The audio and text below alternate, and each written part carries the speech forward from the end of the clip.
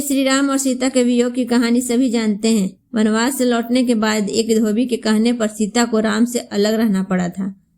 क्या आपको पता है कि ये सब एक तोते की वजह से हुआ था, जिसने सीता को अपने पति का वियोग झेलने का श्राप दिया था। सीता जब छोटी थी तब अपनी सखियों के साथ बाग में खेल रही थी। तभी उनकी नज़र तोते के एक जोड़े पर पड़ी।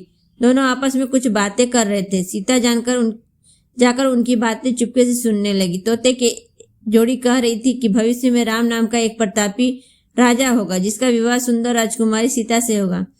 जब सीता ने उनसे पूछा कि ये सब उन्हें किसने बताया, तो तोते ने कहा कि उन्होंने महर्षि वाल्मीकि के मुंह से ये बातें सुनी। वे अपने आश्रम में शिष्यों को ये बता रहे थे।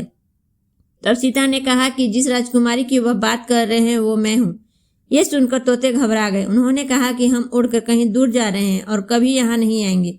सीता ने उन्हें रोक दिया और कहा कि वह उन्हें अपने साथ रखेंगे। इस पर तोतों ने कहा कि वे आजाद पंछी हैं और किसी पिंजड़े में बंद होकर नहीं रह पाएंगे। सीता ने कहा कि वह और भी बातें सुनना चाहती है, इसलिए उन्हें नहीं जाने देगी। तोतों की जोड़ी ने खूब विनती की, मगर सीता टस से मस नहीं हुई।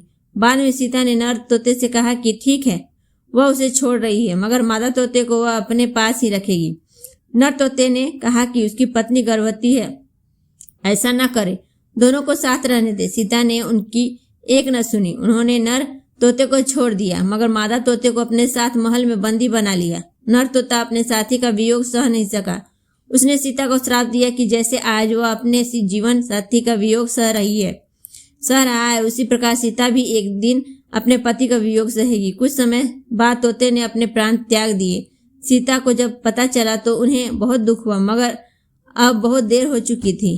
कहते हैं कि इसी श्राप के कारण सीता को अपने पति श्री राम से दूर जाकर महर्षि वाल्मीकि के आश्रम में रहना पड़ा।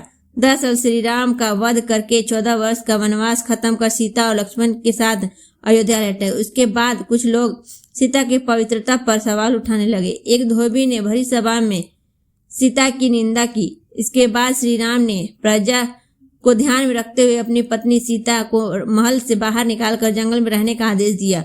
उस समय सीता गर्भवती थी। उन्होंने वाल्मीकि के आश्रम में ही अपने पुत्रों लव और कुश को जन्म दिया। कहते हैं कि जिस धोबी के कहने पर श्री राम को अपनी पत्नी को छोड़ना पड़ा, वो पिछले जन्म में वही तोता था जिसने सीता को श्राप दिया था।